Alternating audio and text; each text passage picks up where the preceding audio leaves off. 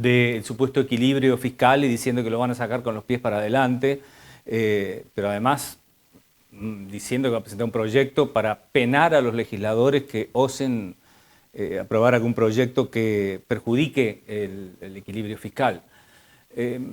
También había dicho antes que que va a dejar de insultar tanto, ¿no? Es como que pretende un cambio de imagen. ¿Cómo lo ves a Milei arrancando la campaña? ¿Y si este discurso, esta cadena es parte de eso o es una respuesta a lo del miércoles pasado? Una personalidad como la de este presidente, no hay posibilidad de que cambie su personalidad.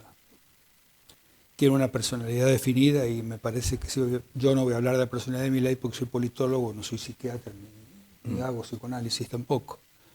Hablo del discurso político y de la política, más allá que afecte la política y su forma de hacer política, a la institucionalidad del Estado, a las instituciones, a la sociedad en general. Respecto a este discurso que este diputado provincial planteaba,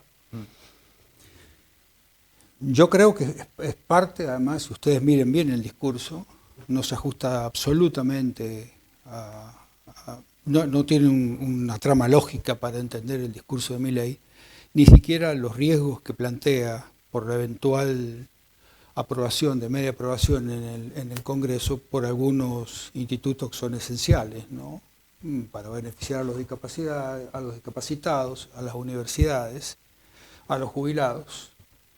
Llegar a decir y demonizar al Congreso del modo que lo demoniza, con una suerte de paranoia, instala su presidencia, primero demonizando a la política, a los funcionarios, al Estado. Hoy pretende, en un giro de 180 grados, transformarse en el paladín de la defensa de la República Argentina. Ni que fuera el mejor alumno de Montesquieu, para hablar él de la función que debe cumplir el Congreso en ese equilibrio tripartito, en la funcionalización del Congreso y como órgano esencial del Estado, pretende decirnos en su discurso, demonizando a los diputados, que osaron afectar, según él, el equilibrio fiscal y denunciando y colocándose como una actitud épica frente a la sociedad, demonizan al legislador, demonizan la institucionalidad y pretende arrastrar un conjunto de electores, a mi juicio, que deben estar absolutamente desorientados y descuidados de lo que está planteando, para que el 26 de octubre terminemos con este demonio, este monstruo maldito. De todas maneras, ¿este estilo no le sigue dando rentabilidad política? Tiene costos sociales que son muy graves, claramente. Todos los costos sociales que tiene en materia previsional son enormes respecto a los salarios, a los jubilados, a los discapacitados, que es muy sensible, porque además él plantea que estos legisladores, estos monstruos legisladores, se suben a un caballo de batalla, digamos, que es muy sensible a la sociedad, ¿no? Para poner en riesgo el equilibrio fiscal. Sí. No hay un peso del equilibrio fiscal y del superávit fiscal que haya ido al sistema previsional ni a la escuela.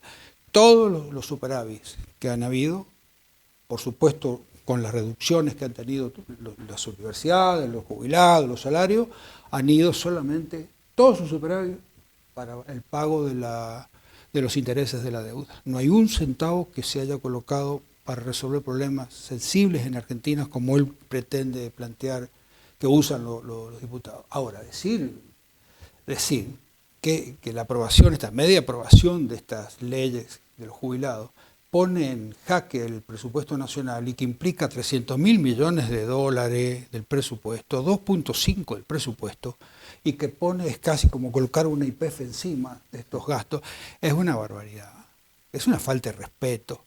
Además de demonizar a los jubilados, además de demonizar a los legisladores, colocan a los jubilados, al salario de los maestros y de las universidades, como el nuevo demonio en esa paranoia histórica de Milei ante la sociedad que lo vota. Es una locura. Hay muchos factores que son o que se leen como contradictorios, ¿no? Obviamente. En el marco de mencionar justamente este desequilibrio fiscal, culpando a los legisladores. Por otro lado, durante 2 semanas consecutivas fueron noticias, digo, la quita de retenciones al sector ganadero y agropecuario y bueno, después posteriormente a la minería.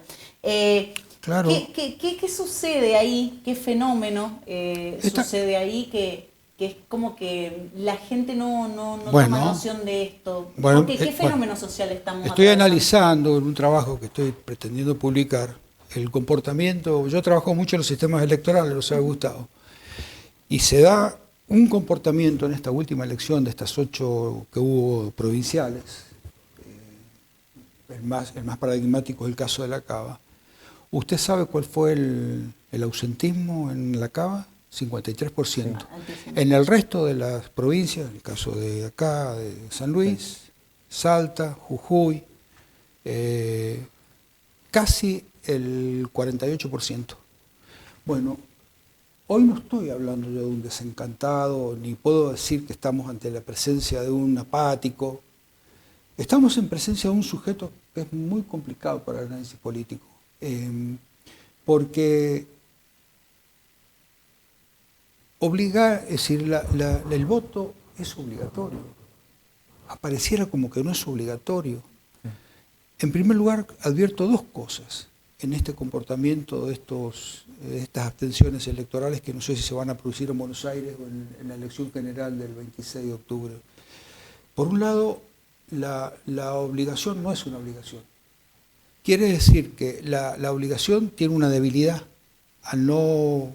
Pero es que no se penaliza, es obligatorio en teoría, en la práctica, quien no va a votar no tiene consecuencias. Esta es la cuestión formal que le corresponderá al órgano de aplicación, pero está la otra, que ya es un problema del psicoanálisis y de la sociología y la psicología. El que no va a votar hoy no es el que se expresaba del mismo modo antes como votos impugnados o votos en blanco, que alguna vez fue importante. Sí. Acá en San Juan alcanzó el 12%, que se colocaba un legislador. Hoy estos sujetos que se abstienen de ir a votar,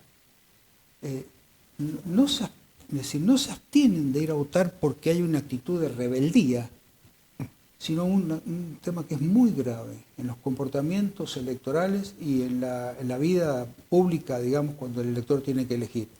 ¿Qué es? Es una actitud absolutamente apática, desinterés total, es el descontento total.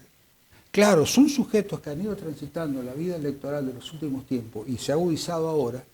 Claramente ese 53% de la Cava no está con Milei, obviamente, porque su votante ha sido siempre cautivo. O estuvo con Milei un sector de aquellos electores que en esa actitud loca y paranoica de plantear el enemigo y una actitud de odio, muchos votantes aparecieron en el escenario electoral con una gran dosis de odio. Otros no, porque estuvieron convencidos que se terminaba la casta, que iban ante la alternativa que planteaba Milei, iban a tener un mejor bienestar. Esos se quedaron en sus casas, seguramente que vienen fatigados por viejas pautas o promesas no cumplidas. Bueno, ese es el elector que hay que ir a ocupar y rescatar hoy para traerlo nuevamente al escenario político electoral, que es, digamos, casi una obligación que tienen los dirigentes de los partidos a advertir, porque esto también está en Buenos Aires, esto está también en los escenarios de las provincias que no hemos podido medir electoralmente, pero que la vamos a medir el 26 de octubre.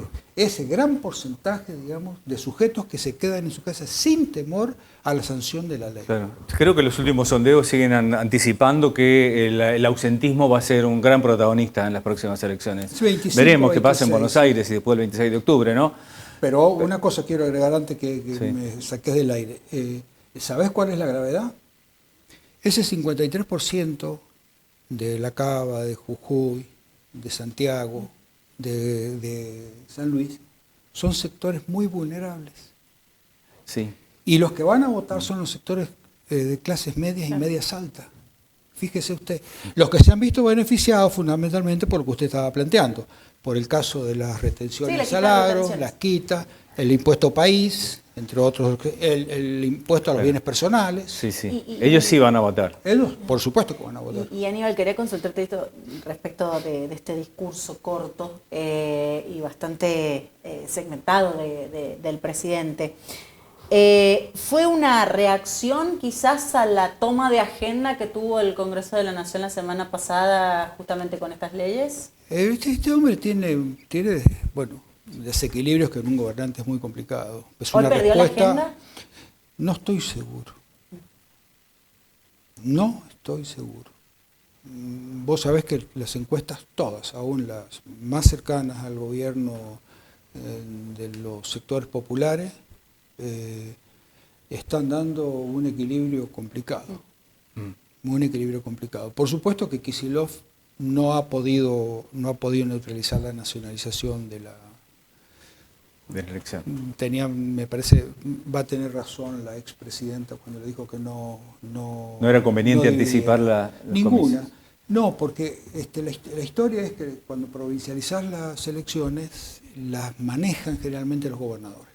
Así ha pasado en todo el país, en general, ¿no? En estas 8 que estoy hablando, así pasó con el gobernador de San Luis, que borró del escenario directamente a los hermanos Sá. El otro caso que fue el de la Cava fue, bueno, por la falta de gobernabilidad de Jorge Macri, que fue catastrófico, pero sí no consiguió Milei tener los guarismos electorales que tuvo cuando fue presidente, los votos de la Cava.